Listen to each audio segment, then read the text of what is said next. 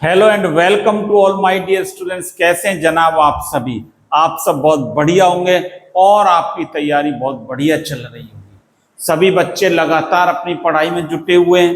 साथ ही साथ आज की हम बात कर रहे हैं, आज क्वेश्चन प्रैक्टिस सीरीज में लेक्चर नंबर 3 हमारा चल रहा है और इससे पहले के 2 लेक्चर्स आपने जरूर देख लिए होंगे, साथ ही साथ उनके नोट्स बनाने नहीं देखें तो पहले आप उन 2 क्लासेस को आप देखें। प्ले लिस्ट में आपको दोनों वीडियो मिल जाएंगी और दोनों वीडियो को देखने के साथ साथ उनके नोट्स भी बनाने, जिससे आपकी तैयारी बेहतर हो। और हम थ्योरी पढ़ने के साथ साथ हमें नीट और जेई के फाउंडेशन को भी स्ट्रॉन्ग करना है। और स्ट्रॉन्ग हमारा फाउंडेशन जब होगा जब हमारी क्वेश्चंस प्रैक्टिस लगातार चलती चलेगी। और जब हम क्वेश्चंस प्रैक्टिस को लगातार करेंगे, साथ ही साथ नोट्स बनाएंगे, तो हम जरूर ही नीट और जेई को क्रैक कर पाएंगे। तो जो बच्चे अपना लक्ष्य लेकर चल रहे हैं 12th के साथ, जेई और नीट का डेडिकेटेड है अपने लक्ष्य के लिए, उन बच्चों के लिए 2 बातें मैं कहना चाहूंगा। 2 लाइनों से अपनी शुरुआत करूंगा क्लास की कि कौन कहता है कामयाबी किस्मत से मिलती है। कौन कहता है कामयाबी किस्मत से मिलती है? जिनके इरादों में दम हो, जिनके इरादों में भी दम हो, मंजिलें झुका करती है। कौन कहता है कि कामयाबी किस्मत से मिलती है? जिनके इरादों में दम हो, मंजिलें भी झुका करती है। तो चलिए अपनी शुरुआत करते हैं क्लास की। और क्लास को प्रारंभ करने से पहले 5 इंपॉर्टेंट पॉइंट्स की हम हर बार बात करते हैं। 5 इंपॉर्टेंट पॉइंट्स हमारे कौन कौन से हैं? जो बच्चे पहली बार चैनल से जुड़े हुए हैं उनके लिए जरूरी हो जाते हैं 5 इंपॉर्टेंट पॉइंट्स। कौन कौन से? वॉच लेक्चर्स डेली हमें क्लास देखनी है और मेक नोट्स, साथ ही साथ नोट्स भी बनाने हैं। डोंट फॉलो मैनी बुक्स, बहुत सारी बुक्स को फॉलो करने की आवश्यकता नहीं है। एनसीईआरटी हमारी इनफ है और एनसीईआरटी करने के बाद एक रेफरेंस बुक हम पढ़ सकते हैं। क्लासेज आर इनफ, ये क्लासेज इनफ हैं। और सॉल्व असाइनमेंट, लगातार असाइनमेंट भी हमें सॉल्व करना है। चलिए बात करते हैं आज की क्वेश्चंस प्रैक्टिस सीरीज में। पहला क्वेश्चन है जो 30 नंबर का है। इससे पहले के 29 क्वेश्चंस हम सॉल्व कर चुके हैं। निम्न प्रत्येक विलय के 1 मोल को 5 मोल जल में लिया जाता है। 1 मोल को 5 मोल जल में लिया गया है। कौन कौन से? NaCl, K2SO4, Na3PO4 और ग्लूकोज। वैद्युत अपघटय का 100% आयनन मानते हुए वाष्प दाब में आपेक्षिक अवनमन का क्रम होगा। साथ ही साथ 1 मोल ऑफ ईच, क्या कह रहा है कि 1 मोल each of following solute are taken in 5 mole water assuming 100% ionization of the electrolyte, relative decrease in vapor pressure will be ordered। देखिए रिलेटिव RLVP का क्वेश्चन है। क्या है? RLVP, relative lowering of vapour pressure. सबसे ज्यादा decrease किसका होगा? RLVP क्या है? कोलिगेटिव प्रॉपर्टी है, आपको पता है, अणुसंख्यक गुण है। और अणुसंख्यक गुण, कोलिगेटिव प्रॉपर्टीज किस पर डिपेंड करते हैं? सॉल्यूट के पार्टिकल्स पर, number of particles of solute पर डिपेंड करते हैं, उनकी संख्या पर डिपेंड करते हैं। तो सबसे पहले हमें क्या देखना है कि जिसमें जितने ज्यादा पार्टिकल्स होंगे जिस इलेक्ट्रोलाइट में, वैद्युत अपघटय में, उसका relative decrease in vapour pressure सबसे ज्यादा होगा। अब हमें इनके पार्टिकल्स की संख्या को निकालना है। वो कैसे निकालेंगे उसको हमें सीखना है। क्या क्या है हमारे पास? देखिए, ए हमें दे रखा है NaCl, बी हमें दे रखा है K2SO4, सी हमें दे रखा है Na3PO4 और डी हमें दे रखा है ग्लूकोज। ये 4 इलेक्ट्रोलाइट वैद्युत अपघटय में दे रखे। चारों का आयोनाइजेशन करें। ये क्या देगा? Na+Cl-, कितने टोटल आयन है? 2 आयन। दूसरी बात, K2SO4 2K+ और SO4-2, टोटल आयन कितने बना रहा है? 3 आयन बना रहा है। ये 3 Na plus PO4 -3, total ion कितने बन रहे हैं? 4 बन रहे हैं, और ये 1 पार्टिकल ही रहेगा, इसका आयोनाइजेशन नहीं होता ग्लूकोज का। ग्लूकोज का फॉर्मूला क्या है? C6H12O6 होता है। अब आप देखिए, तो सबसे ज्यादा रिलेटिव लोवरिंग आयंस किस में बन रहे हैं? आप देख रहे हैं सी में, तो सबसे ज्यादा सी का, उससे कम बी का, उससे कम ए का, और लास्ट में डी का। CBAD ऑप्शन हो जाएगा, CBAD। यहां पर देखिए, ये रहा CBAD, ये हमारा आंसर निकल कर आ जाएगा। तो जो कॉलिगेटिव प्रॉपर्टीज हैं, अणुसंख्यक गुण हैं, वो विलेय की या सॉल्यूट के नंबर्स पर डिपेंड करते हैं। जितने ज्यादा सॉल्यूट के विलेय के नंबर होंगे, उतनी ज्यादा वो कैरेक्टरिस्टिक्स वहां पर डेवलप हो जाता है। अब रिलेटिव लोवरिंग की बात हो रही है, वाष्प दाब में अवनमन की बात हो रही है, तो जिसमें कणों की संख्या ज्यादा होगी उसका अवनमन कम, डिक्रीजिंग सबसे ज्यादा उसमें होगी जिसमें कणों की संख्या ज्यादा होगी। तो ये आंसर इसका हो जाएगा। अगली बात करते हैं, अगले क्वेश्चन की तरफ चलते हैं। अगला क्वेश्चन क्या कहता है? देखिए, जल का मोलर उन्नयन स्थिरांक डेल इज इक्वल टू 0.52 है, डेट मीन्स KB। ये क्या है?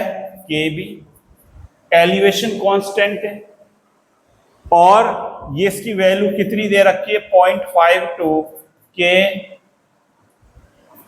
M इनवर्स, मोलर इनवर्स, और 1 मोलर सॉल्यूशन है KCl के जलीय विलयन का पूर्ण विलयन का क्वथनांक बिंदु होगा। मतलब M दे रखा है, 1 दे रखा है। क्या कहता है? 1 molar elevation constant of water, elevation constant को KB से लिखते हैं। The boiling point of 1 molar aqueous solution KCl solution, complete dissociation should be, assuming complete dissociation मान रहे हैं इसका बॉइलिंग पॉइंट सॉल्यूशन का कैलकुलेट करवाया गया है। देखिए, सॉल्यूशन का कैलकुलेट हमें क्या करना है? बॉइलिंग पॉइंट ऑफ सॉल्यूशन, ये तो पूछा गया है आपसे। और कैलकुलेट हम पहले क्या कर लें? Delta TB, elevation of boiling point कैसे निकालते हैं? I इंटू KB इंटू, ये फॉर्मूला है, ये हमारा फॉर्मूला है। इस फॉर्मूले से डेल्टा TB की वैल्यू निकाल लें।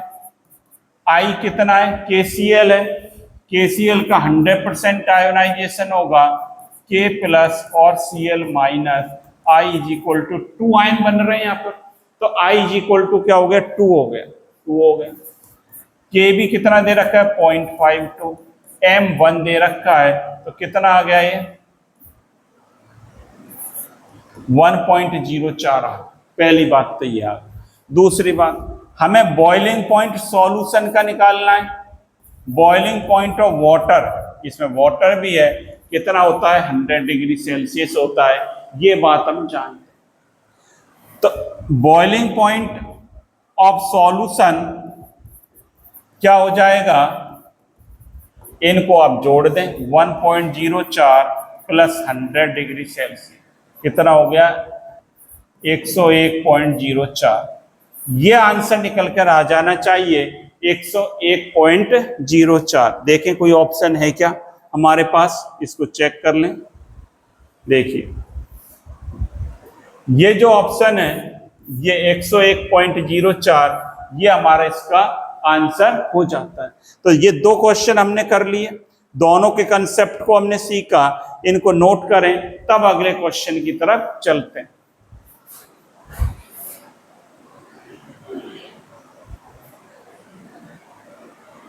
चलिए, कर लिए नोट? बहुत बढ़िया, ये आपने नोट कर लिया।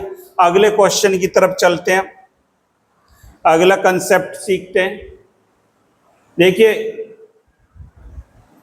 क्या कहते हैं, निम्न में किसके 0.10 M जलीय विलयन का हिमांक अवनमन अधिकतम होगा, या of the following 0.10 M aqueous solution which one will exhibit the largest freezing point depression. Largest freezing point depression की बात कर रहा है ये। और फ्रीजिंग पॉइंट डिप्रेशन भी कैसी प्रॉपर्टी होती है बच्चों? कोलिगेटिव प्रॉपर्टी होती है, अणुसंख्यक गुण होता है।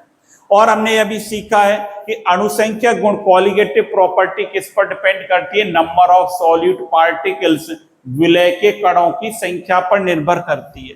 कि कण की संख्या, नंबर ऑफ पार्टिकल्स जितने ज्यादा होंगे उसका वो प्रॉपर्टी उतनी ही ज्यादा होगी। या डिप्रेशन की बात कर रहे हैं तो आप कैलकुलेट कर लें पार्टिकल्स की संख्या, उसके लिए ज्यादा होगा। देखिए पहला क्या है?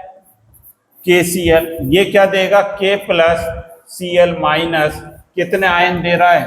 2 आयन दे रहा है। दूसरा C6H12O6, ये 1 ही देता है, भी देखा था। तीसरा क्या है? Al2SO4 का होल थ्राइस, क्या देगा? 2Al plus 3SO4 minus 2, total 5 ion बन रहे हैं।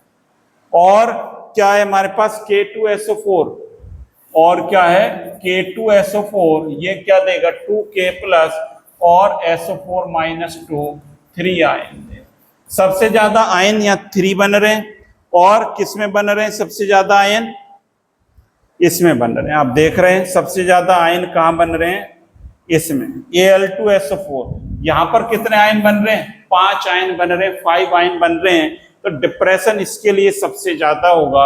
आंसर क्या हो जाएगा अपना? ये हो जाएगा Al2SO4। तो आयंस की संख्या को कैलकुलेट करना है भाई। आयंस की संख्या को कैलकुलेट कर ले दादा भाई मेरे, और आपका आंसर निकल कर आ जाएगा। और आयंस को कैसे ब्रेक करेंगे मॉलिक्यूल्स को आयन में, ये आपको आता है, ये भी सिखा दिया आपको। और कोलिगेटिव प्रॉपर्टीज पार्टिकल्स पर डिपेंड करती है, नंबर ऑफ पार्टिकल्स पर डिपेंड करती है। तो हमें ये सीख लेना है। तो चलिए अगले क्वेश्चन की तरफ चलते हैं। अगला देखिए, अच्छा क्वेश्चन है अगला। 0.1 मोल K4FeCN6 को 500 ग्राम जल में घोला जाता है, विलयन का हिमांक होगा। विलयन का क्या निकालना है? हिमांक निकालना है।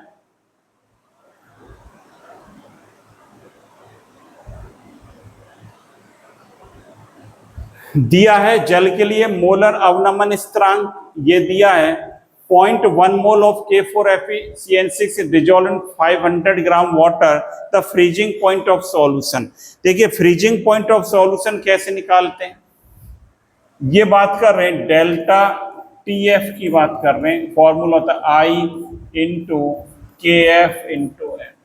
ये फॉर्मूला अप्लाई करना है।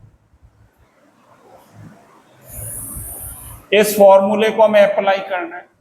हमें डेल्टा TF नहीं पूछ रहे, TF की वैल्यू पूछ रहे हैं।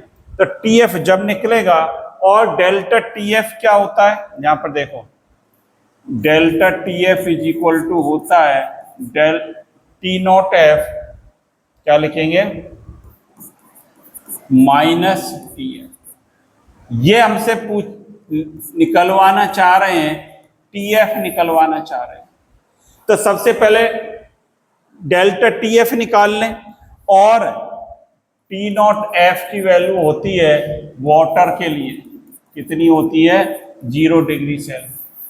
ये तो वैल्यू पता है।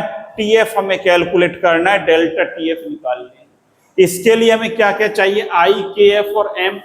KF वैल्यू इन्होंने दी है शायद, तो KF वैल्यू को आप लिख लें। क्या दे रखी है? KF की वैल्यू 1.86 दे रखी है। ये दे रखी है 1.86। और I और M और कैलकुलेट करना है। I क्या है? I K4FeCN6 का केस है। तो देखो यहां पर I कैसे निकालेंगे? इसके लिए K4FeCN का होल, आयनों में ब्रेक करो भाई। कैसा कंपाउंड है? कोऑर्डिनेशन कंपाउंड है। तो क्या देगा? 4K प्लस प्लस FeCN का होल 6 माइनस 4। टोटल आयन कितने बनेंगे? 5। I बराबर क्या हो जाएगा? 5 हो जाएगा। तो I बराबर यहां पर कितना है? 5। ये लिख लें। एम और निकालना है। एम इज इक्वल टू होता है NB अपॉन W, ये होता है। एन इज इक्वल टू क्या होता है, MB अपॉन WA, ये होता है। अब देखिए वेट कितना दे रखा है, यहां पर मोल निकाल लें, कहां गया, देखिए WA की वैल्यू आपको दी है 500 ग्राम। WA कितना दिया है, 500 ग्राम।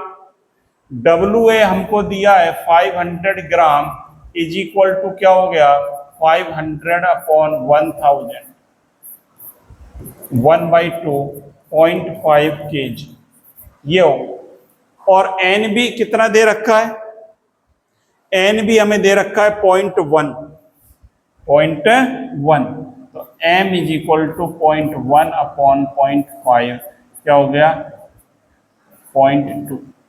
0.2 वैल्यू आ गई। ये हमने M की वैल्यू निकाल ली, कितनी निकाल ली, 0.2 निकाल ली। ये बात है। देखो KF हमें दे रखा है, I हमने कैलकुलेट कर लिया भाई मेरे, और M अभी आपके सामने निकाल लिया, कितना आ गया, 0.2 आ गया। ये अब डेल्टा TF निकाल लो, कितना हो जाएगा, I5 मल्टीप्लाई KF 1.86 इंटू, इसको मल्टीप्लाई कर लें, इसको सबको गुणा कर लें, तो ये कितना आ जाएगा, 1.86 ही आ जाना चाहिए। डेल्टा TF देखना करके भाई सही आ रहा है क्या, 1.86 आ जाएगा। और अब TF बराबर क्या हो जाएगा, यहां से TF इज इक्वल टू क्या हो जाएगा,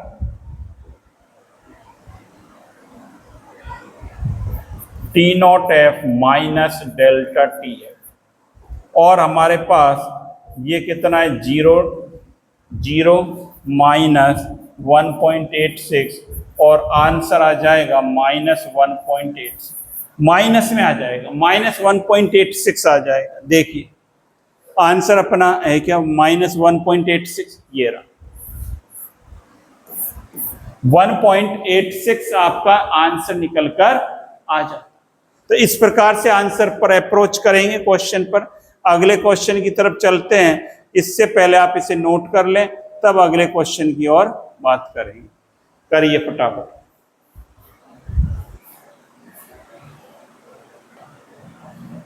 चलिए नोट कर लिया आपने, बहुत बढ़िया। अगले क्वेश्चन की तरफ चलते हैं। अगला क्वेश्चन देखिए लंबा लग रहा है, लेकिन ये क्वेश्चन सरल है, बहुत ज्यादा टफ नहीं है। अभिकथन A, बेंजीन तथा जल में हिमांक अवनमन विधि द्वारा निर्धारित एसिटिक अम्ल का आणविक भार निम्न पाया जाता है, भिन्न पाया जाता है।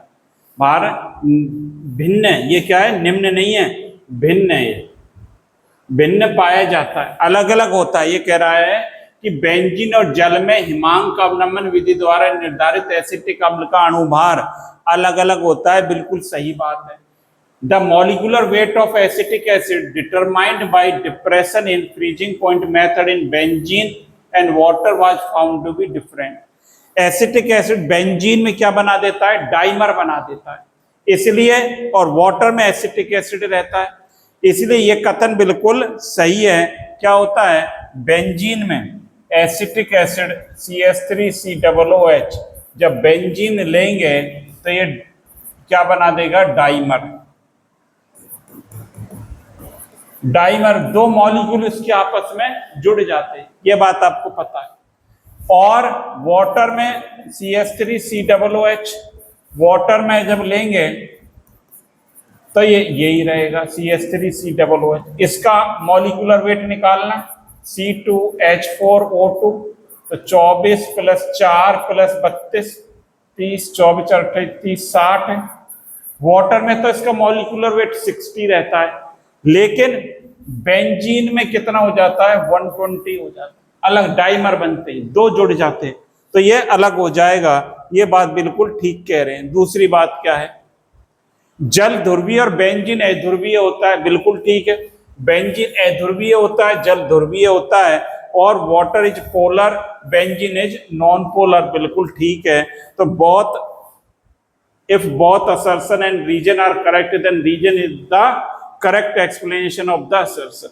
ये ठीक है, पहले वाला बिल्कुल ठीक है कि अभिकथन तथा कारण दोनों सही हैं तथा कारण अभिकथन की सही व्याख्या है। ये बिल्कुल सही कहता है, जल ध्रुवीय होता है और बेंजीन अध्रुवीय होता है। तो पहला ही ऑप्शन इसका सही होगा। अगले क्वेश्चन की तरफ चलते हैं। देखिए, हमें अप्रोच करना आना चाहिए क्वेश्चन पर कि अप्रोच हम कैसे कर पा रहे हैं क्वेश्चंस पर। The elevation in boiling point of A solution 13.44 gram of CuCl2 in 1 kg of water using the following information will be molecular weight दे रखा है और Kb दे रखा है। निम्न सूचना का उपयोग करते हुए 1 किलोग्राम जल में 13.44 ग्राम CuCl2 युक्त एक विलयन के क्वथनांक में उन्नयन ज्ञात करना है। देखिए, क्वथनांक में उन्नयन क्या होता है, पहले तो फॉर्मूला हम सीखें। Delta TB is equal to होता है I into KB into M। ये फॉर्मूला है हमारा। अब इसमें वैल्यूज को पुटअप करते चलें। ये फॉर्मूला हो गया। अब हमें क्या चाहिए, I की वैल्यू चाहिए। क्या चाहिए, I।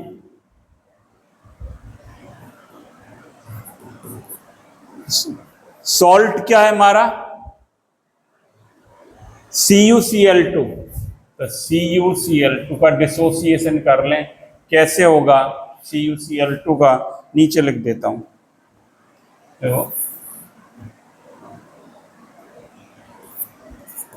CuCl2 क्या देगा, Cu + 2 + 2Cl-। I वैल्यू कितनी होगी, 3 होगी। 3 आयन बन रहे हैं, तो I की वैल्यू निकल कर आ गई। और Kb हमें दे रखा है, शायद Kb कितना दे रखा है, 0.52 ये दे रखा है। M और चाहिए आपको, तब आंसर निकल कर आएगा। M कैसे निकालेंगे, M क्या होता है, इसके लिए सबसे पहले हमें मोल M इज इक्वल टू होता है मोल ऑफ सॉल्यूट बटे वेट ऑफ, ये होता है। तो मोल NB निकालना है। मोल कैसे निकालते हैं, गिवन मास बटे मोलर मास। गिवन मास हमें कितना दे रखा है, गिवन मास हमें दे रखा है 13.44 ग्राम और मोलर मास कितना दे रखा है 134.4। ये 2 जीरो नीचे लाया, 1 ऊपर ले गया। 0.1 मोल आ गए 0.1। अभी ये नहीं आया, ये आ गया 0.1। तो M बराबर क्या हो जाएगा 0.1 अपॉन वेट कितना दे रखा है 1 kg 1। तो आंसर क्या आ जाएगा, M इज इक्वल टू 0.1 ही। M इज इक्वल टू क्या आ गया 0.1 आ गया। इन सारी बातों को आप एक बार नोट कर लें। तो ये सारी वैल्यूज आ गई आपके पास। क्या क्या आ गई, I आ गया 3, KB 0.52, M 0.1। तो delta TB is equal to I कितना है 3 इंटू 0.52 इंटू 0.1। तो डेल्टा TB बराबर 6।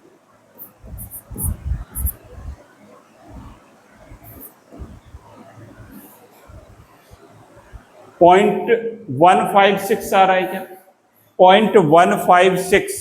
और इसको मैं क्या लिख सकता हूं 0.16, ये भी लिख सकता हूं राउंड फिगर। तो आंसर देख लें 0.16 ये रहा, ये हमारा आंसर हो जाएगा। अगले क्वेश्चन की तरफ चलें, इसको नोट कर लें पहले, तब अगले क्वेश्चन की तरफ बात करेंगे। नोट करिए फटाफट इसको, तब अगले क्वेश्चन की बात करेंगे। हाँ भाई, नोट कर लिया, बहुत बढ़िया। अगले क्वेश्चन की तरफ देखते हैं। समान ताप पर विलयनों के कौन से युग्म के समपराशरी होने की संभावना है? Which one of the following pairs of solution will be expected to be isotonic under the same temperature। Isotonic कौन सा होगा? अब आइसोटोनिक के लिए हमें क्या निकालना है? जिसकी सांद्रता समान होगी वो आइसोटोनिक होंगे। सांद्रता को हम कैसे कैलकुलेट करेंगे? सबसे पहले हम देख लें कि जिसकी सांद्रता समान होगी, मोलर सांद्रता, मोलर सांद्रता जिसकी समान होगी, क्या लिखेंगे? फॉर आइसोटोनिक, आइसोटोनिक, आइसोटोनिक संपरासरी क्या होना चाहिए? मोलर सांद्रता, मोलर सांद्रता, या क्या लिखा है इन्होंने? मोलर सांद्रता, क्या लिखेंगे? कंसंट्रेशन, जिनकी क्या होनी चाहिए? इक्वल रहनी चाहिए। मोलर कंसंट्रेशन इक्वल रहनी चाहिए, तब ये क्या होगा? आइसोटोनिक होगा। मोलर कंसंट्रेशन बोलते हैं इसको।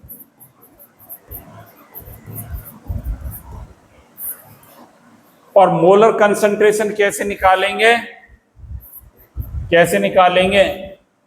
M इंटू आई, ये करके निकाल लीजिए। अब सबके लिए निकाल के देख लें क्या क्या है। पॉइंट देखो, इसके लिए निकालें 0.2 इंटू यूरिया के लिए आई 1 होता है, तो इसके लिए आए 0.2। NaCl के लिए 0.3 इंटू 2 आयन में बटेगा 2, तो 0.6। तो ये नहीं है, ये 0.2 आ रहा है, ये 0.6 आ रहा है ना अलग अलग। तो ये 0.2, तो इसकी मोलर कंसंट्रेशन, और आई इसके लिए 1 होता है, इसके लिए 2 होगा, तो 0.6। जब बराबर आ जाएंगे तब आइसोटोनिक होगा। इधर देखें, यूरिया के लिए 0.3, क्या लिखूंगा? 0.3 इंटू 1, 0.3। इसके लिए 0.2 इंटू 3, ये क्या होगा? 0.6 हो, ये भी नहीं है। इसके लिए देखें, NaCl के लिए 0.1 इंटू 2, 0.2। इसके लिए 0.2 इंटू क्या? Na2SO4, देखो Na2SO4 कौन सा आयन देगा? 2Na प्लस SO4 -2, 3 आ रहा है, I बराबर 3। तो यहां पर I बराबर 3 करते हैं, तो 0.6। ये भी नहीं है ऑप्शन, ये नहीं है, ये नहीं है, ये नहीं। अब यही बच्चा, इसमें आना चाहिए। 0.1 इंटू कैल्शियम नाइट्रेट है, तो ये जो आयनों में कैसे होगा? CaNO3 का whole twice, 2Ca plus 2 plus 2NO3 minus, यही तो बना, 2 नहीं सॉरी, ये बन गया, क्या बन गया? Ca प्लस 2, तो क्या बना? 3 ion, I is equal to 3। तो इसके लिए I इज इक्वल टू 3 है।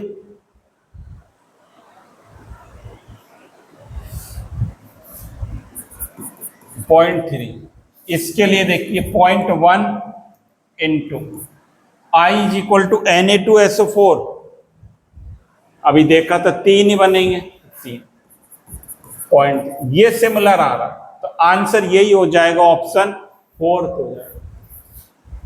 हमें देखना है कंसंट्रेशन जिसके लिए सेम है, मोलर कंसंट्रेशन, वो ही क्या होगा? आइसोटोनिक होता है। अगले क्वेश्चन की तरफ चलेंगे। देखिए अगला क्वेश्चन क्या कहता है? एक 5% इक्षु शर्करा, इक्षु शर्करा क्या होता है? सुक्रोज, जिसका मॉलिक्यूलर वेट दे रखा है, का विलयन एक पदार्थ X के 1% विलयन के साथ संपरासरी है। X का आणविक द्रव्यमान होगा। A 5% solution of cane sugar, cane sugar क्या होता है? सुक्रोज।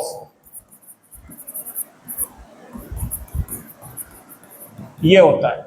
मोलर मास दे रखा है, isotonic with 1% solution of a substance X, molar mass of X। देखिए इसके साथ ही क्या है? समपरासरी और ऑस्मोटिक प्रेशर, यहां पर देखिए ऑस्मोटिक प्रेशर, परासरण दाब कैसे निकालते हैं? पाई बराबर क्या होता है? CRT। ये पाई इज इक्वल टू क्या होता है? CRT होता है। और पाई यहां पर क्या है, परासरण दाब, ये क्या है, ऑस्मोटिक प्रेशर, सी क्या है, कंसंट्रेशन, आर आप जानते हो गैस कांस्टेंट, और टी क्या होता है, टेम्परेचर। ये समपरासर, ये आइसोटोनिक है, मतलब आइसोटोनिक है, तो इसका C1 बराबर C2 होगा। C1 बराबर क्या होगा, C2 होगा। और ये सब तो बराबर है ही इसके, समपरासर, ये परासरण दाब समान है, R और T तो समान ही रहेगा। C कैसे निकालेंगे, C निकालेंगे इसका वेट, देखिए C1 कैसे निकालेंगे, कितना दे रखा है, 5% दे रखा है, 5% सुक्रोस है, इसके लिए C1 हो जाएगा 5/342। इसका मॉलिक्यूलर वेट 5% का मतलब है 5 ग्राम प्रेजेंट है 100 ग्राम में, मतलब 5 ग्राम प्रेजेंट है, तो इसका मॉलिक्यूलर वेट से डिवाइड कर देंगे, ये आ गया C1। X का लिए और C2X मान लें, C2X इसका 1 मान लेते हैं और इसका X मान लें। अब कैलकुलेट कर सकते हैं, ये क्या मान लिया, 1 मान लिया। अब इसको हम कैलकुलेट कर लें, क्या, C1 is equal to C2, 5/342 is equal to 1/X। X की वैल्यू निकाल लीजिए गुणा भाग करके, क्या हो जाएगा, 342/5, भाग दे दीजिए, निकल कर आ जाइए, कितना आ जाएगा, 68.4 करा आपने, ये आ जाएगा 68.4। ये आंसर देख लीजिए, देखो ये रहा, तो ऐसे निकालेंगे। 5% cane sugar is isotonic 1% of solution of a substance X। X कितना है, 1% है, इसलिए 1 लिखा था, और ये कितना है, 5% केन सुगर है, इसके लिए हमने क्या लिखा था, देखिए मैंने ये करा है, केन सुगर के लिए, सुक्रोस के लिए C1 हो गया 5/342, और जो X है उसके लिए C2, उसके लिए क्या मान लिया, 1/m मान, दोनों को बराबर कर दिया आइसोटोनिक में, आ जाएगा आंसर। नोट कर लें, तब अगले क्वेश्चन की तरफ चलेंगे, फटाफट करिए नोट। तो इस प्रकार क्वेश्चन प्रैक्टिस हमारे लिए करना जरूरी है। क्वेश्चंस प्रैक्टिस को हम करते हैं तो हम बहुत बढ़िया से सारे कंसेप्ट को क्लियर कर पाते हैं। नोट करें, तब अगले क्वेश्चन की तरफ चलेंगे। चलिए भाई अगले क्वेश्चन की तरफ चलते हैं, बहुत बढ़िया सीख रहे हैं आप सभी। देखिए 273 केल्विन पर प्रति लीटर विलियन के 0.1 मोल युक्त 1 विलियन का परासरण दाब होगा। Osmotic pressure of A solution containing 0.1 mole of solute पर लीटर ऑफ 273 केल्विन इज। क्या पूछ रहा है, ऑस्मोटिक प्रेशर मतलब पाई इज इक्वल टू होता है, पाई इज इक्वल CRT ये होता है, और C बराबर होता है N/V। तो N कितना है यहाँ पर 0.1 और V कितना है 1, तो C बराबर क्या हो गया 0.1। पहली बात तो R कितना होता है 0.0, क्या होता है 0.0821, ये R की वैल्यू होती है, और T कितना है 273। सारी वैल्यूज को पुटअप करते हैं इसमें, पाई बराबर क्या आ गया 0.1 इंटू 0.0821 इंटू 273, ये ऑप्शन देखें 0.1/2 0.082, यही लग रहा है मुझे तो 0.1, तो इसका ऑप्शन क्या हो जाएगा फर्स्ट हो। ऐसे हम अप्रोच करेंगे क्वेश्चन पे। देखिए बहुत इजी क्वेश्चन है, लेकिन हमें पता होना चाहिए R की वैल्यू क्या है और T की वैल्यू क्या है। अगले क्वेश्चन की तरफ चलते हैं। देखिए ये नहीं है, हटा देता हूं इसमें। अगला 27 डिग्री सेल्सियस पर 0.1 m सोडियम क्लोराइड विलयन का परासरण दाब, फिर ऑस्मेटिक प्रेशर की बात की है, और परासरण दाब क्या होता है, पाई इक्वल टू CRP। और जब क्या दे रखा है, इलेक्ट्रोलाइट दे रखा है आयोनाइज्ड, तो और क्या हो जाएगा, ICRT। आई क्या है, वांट ऑफ फैक्टर, आई क्या है, NaCl के लिए Na plus plus Cl minus, तो I की वैल्यू क्या हो गई 2, और R की वैल्यू 0.0821, T की value 27 degree Celsius plus 273 300 kelvin. और क्या चाहिए, C दे रखा है 0.1 m, वैल्यूज को पुटअप करना है और कुछ नहीं करना। 0.1 इंटू 0.0821 इंटू T कितना है, यहां से कर देते हैं 300, इसको गुणा भाग कर लो,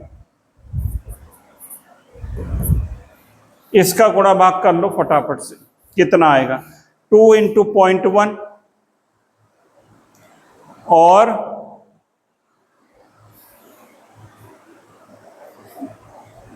आई की वैल्यू तो लिखें, आई की और लिख दें, 2 इंटू आई हो गया, ये C हो गया, R और T, इसका मल्टीप्लाई कर लें भाई फटाफट, कितना आ जाएगा, 4 पॉइंट समथिंग आना चाहिए, 4.9, ये आ जाएगा, ये उत्तर आ जाएगा 4.92 आपका, तो आपका बिल्कुल सही हो जाए। फॉर्मूले में ही रखना है, नोट करें तब अगले क्वेश्चंस की बात करेंगे, ये नहीं है, इसको नोट कर ले फटाफट, तब अगले क्वेश्चंस पर चलेंगे। लास्ट क्वेश्चन और है अपना एक और, हाँ भाई कर लिए नोट, बहुत बढ़िया। अब देखिए अगला क्वेश्चन की तरफ चलते हैं।